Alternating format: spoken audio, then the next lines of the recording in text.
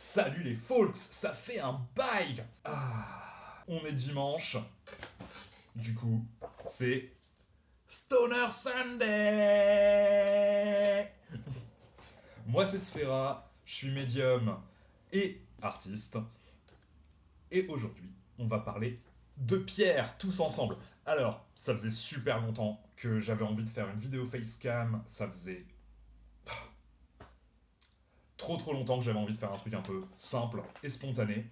Je sais pas combien de temps ça va durer, mais on va passer un bon moment ensemble.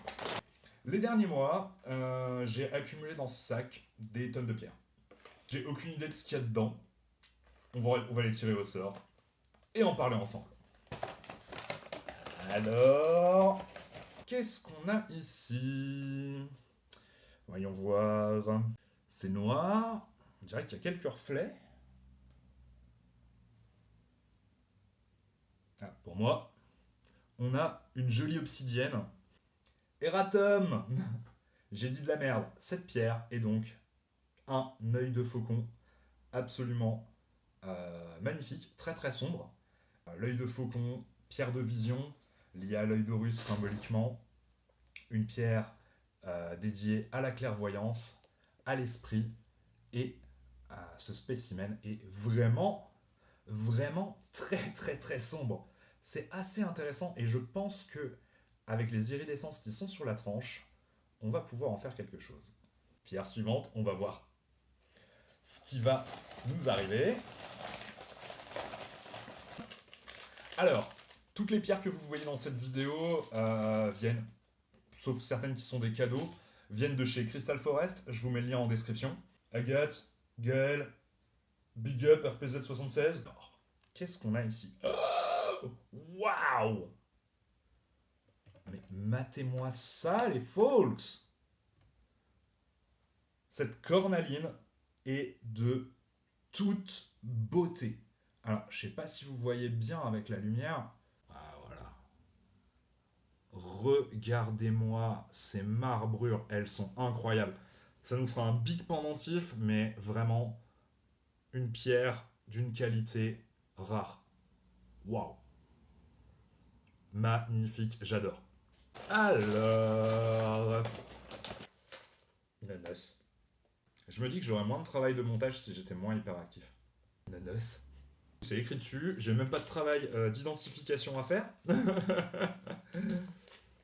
On a une Egg Marine. Voilà. Là, on peut bien admirer sa couleur. Bleu ciel.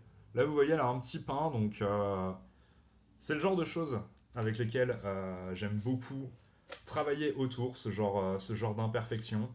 On voit, elle a aussi une petite trace là. On a directement une verticalité qui va arriver sur le bijou. Et du coup, moi, celle-là, je la vois bien aussi en pendentif. L'Egg Marine, du coup, ça va vraiment être une pierre qui est très calmante, très apaisante. Moi, je sais que quand j'en porte, c'est très peace comme vibration, l'Egg Marine. J'adore. La main la moins innocente du Havre. J'allais dire encore une Egg Marine. Non. C'est presque la même couleur. Mais c'est pas ça. Matez-moi, chers amis, cette magnifique amazonite. Elle a des reflets incroyables. Elle a une mauvaise perce ici, mais rien d'insurmontable. Amazonite, vraiment pierre sacrée, hyper intéressante. Franchement, moi, c'est quelque chose que je trouve très puissant à porter. C'est très bien pour l'équilibre et la méditation. L'équilibre mental, bien entendu. Si vous avez des vertiges, allez consulter. Matez-moi ces marbrures, quoi. Elles sont incroyables.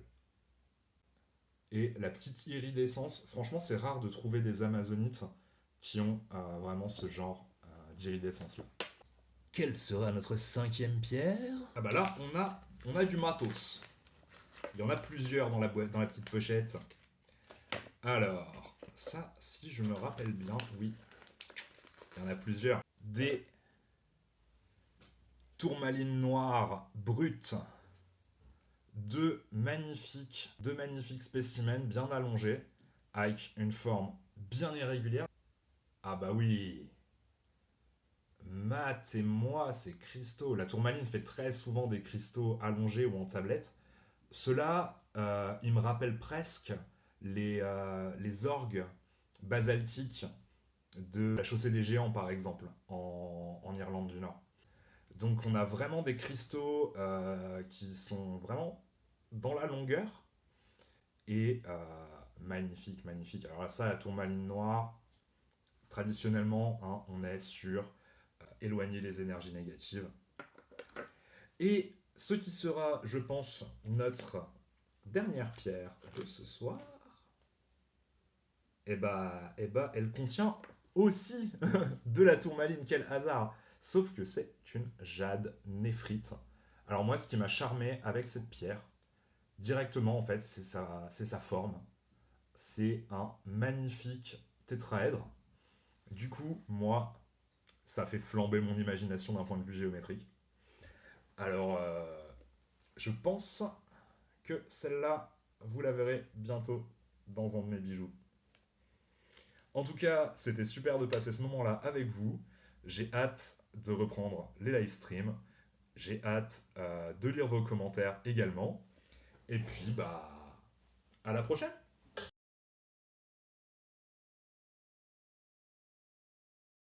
Je sais pas vous, mais moi je vais aller me faire cuire un fenouil.